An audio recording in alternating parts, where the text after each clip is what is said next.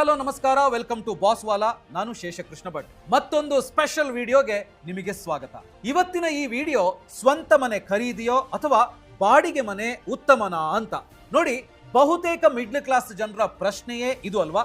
ಸ್ವಲ್ಪ ಜಾಸ್ತಿ ರಿಸ್ಕ್ ತಗೊಂಡು ಸಾಲ ಮಾಡಿ ಸ್ವಂತ ಮನೆ ಪರ್ಚೇಸ್ ಮಾಡೋದಾ, ಇಲ್ಲ ಬಾಡಿಗೆ ಮನೆಯಲ್ಲೇ ಖುಷಿಯಾಗಿರೋದಾ ಅಂತ. ಮಧ್ಯಮ ವರ್ಗದವರ ಬಹುಕಾಲದ ಪ್ರಶ್ನೆಗೆ ಈ ವಿಡಿಯೋದಲ್ಲಿ ಉತ್ತರ ಸಿಗುತ್ತೆ. ಈ ವಿಡಿಯೋ ನೋಡಿದಾಗ ಒಂದ್ ಸ್ವಲ್ಪ ದೊಡ್ಡದು ಅಂತ ನಿಮಗೆ ಅನ್ನಿಸ್ಬೋದು, ಬಟ್ ಇಷ್ಟು ವಿವರಣೆಯನ್ನ ಕೊಟ್ರೆ ಮಾತ್ರ ನಿಮಗೆ ಇದು ಕಂಪ್ಲೀಟ್ ಆಗಿ ಅರ್ಥ ಆಗೋದಕ್ಕೆ ಸಾಧ್ಯ.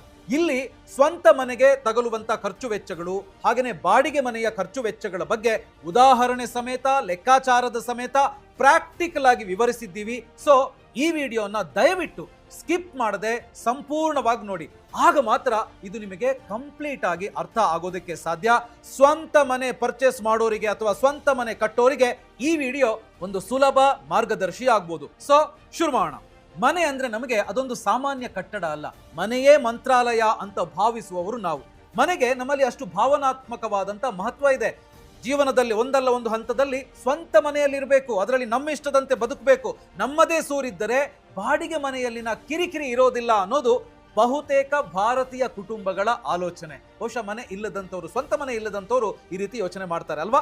ಆದ್ರೆ ನಮ್ಮಲ್ಲಿ ಮಧ್ಯಮ ವರ್ಗದವರಿಗೆ ಅಂದ್ರೆ ಮಿಡ್ಲ್ ಕ್ಲಾಸ್ ಜನರಿಗೆ ಸ್ವಂತ ಮನೆ ಹೊಂದೋದು ಅಂತ ಹೇಳಿದ್ರೆ ಅದು ಸುಲಭದ ನಿರ್ಧಾರ ಅಲ್ಲ, ಅದೊಂದು ದೊಡ್ಡ ಹಣಕಾಸಿನ ತೀರ್ಮಾನ ಅಂತಾನೆ ಹೇಳ್ಬೋದು. ಲೆಕ್ಕ ಪಕ್ಕಾ ಮಾಡ್ಕೊಳ್ಳದೆ ಮನೆ ಕೊಳ್ಳೋದಿಕ್ಕೆ ಮುಂದಾದ್ರೆ ನಿಮ್ಮ ಕನಸಿನ ಮನೆ ನಿಮಗೆ ಭಾರವಾಗ್ಬಿಡುತ್ತೆ. ಬನ್ನಿ ಹಾಗಿದ್ರೆ ಸ್ವಂತ ಮನೆ ಖರೀದಿಯ ಕನಸೋ ಇಲ್ಲ ಬಾಡಿಗೆ ಮನೆ ವಾಸವೇ ಆದೀತಾ ಅಂತ ಅನ್ನೋದನ್ನ ಲೆಕ್ಕಾಚಾರ ಮಾಡಿ ಉತ್ತರವನ್ನ ಕಂಡುಕೊಳ್ಳೋಣ. ಮನೆ ಖರೀದಿ ಮತ್ತು ಭಾವನೆಗಳ ಓಟ, ಇದನ್ನ ನಾವು ಗಮನದಲ್ಲಿಟ್ಕೊಳ್ಬೇಕು. ನೋಡಿ, ನಮ್ಮ ಅಪ್ಪ ಅಮ್ಮನಿಗಾಗಿ ಒಂದು ಮನೆ ಖರೀದಿಸಬೇಕು ಅಥವಾ ಕಟ್ಟಬೇಕು, ನನ್ನ ಹೆಂಡತಿಗೊಂದು ಕನಸಿನ ಮನೆ ಕಟ್ಟಿಸಿಕೊಡ್ಬೇಕು, ನಮ್ಮ ಮಕ್ಕಳು ನಮ್ಮಂತೆ ಬಾಡಿಗೆ ಮನೆಯಲ್ಲಿ ವಾಸ ಮಾಡಬಾರ್ದು, ಸ್ವಂತ ಮನೆಯಲ್ಲೇ ಇರಬೇಕು. ಹೀಗೆ ಸ್ವಂತ ಮನೆ ಬೇಕು ಅನ್ನೋರು ಅಂದ್ರೆ ನಾವೆಲ್ಲ ಭಾವನಾತ್ಮಕವಾಗಿ ಯೋಚನೆ ಮಾಡ್ತೀವಿ ಅಲ್ವಾ? ಆದ್ರೆ ನೆನಪಿರ್ಲಿ, ಮನೆ ಖರೀದಿ ಬರೀ ಭಾವನಾತ್ಮಕ ನಿರ್ಧಾರ ಅಲ್ಲ, ಅದೊಂದು ದೊಡ್ಡ ಆರ್ಥಿಕ ಜವಾಬ್ದಾರಿ. ಬದುಕಿನ 20 ರಿಂದ 25 ವರ್ಷಗಳನ್ನ ಮನೆ ಸಾಲದ ಪಾವತಿಗೋಸ್ಕರ ನಮ್ಮನ್ನ ನಾವು ಒಪ್ಪಿಸಿಕೊಳ್ಳುವಂತ ದೊಡ್ಡ ತೀರ್ಮಾನ. ಹಾಗಾಗಿ ಭಾವೋದ್ವೇಗಕ್ಕೆ ಒಳಗಾಗದೆ ಮನೆ ಖರೀದಿ ಸರಿಯಾದ ಚಿಂತನೆಯೇ ಅನ್ನೋದನ್ನ ಅಳೆದು ತೂಗಿ ನಿರ್ಧಾರ ಮಾಡಿ. ಹಾಗಿದ್ರೆ ಅದನ್ನ ಹೇಗೆ ಲೆಕ್ಕಾಚಾರ ಮಾಡೋದು?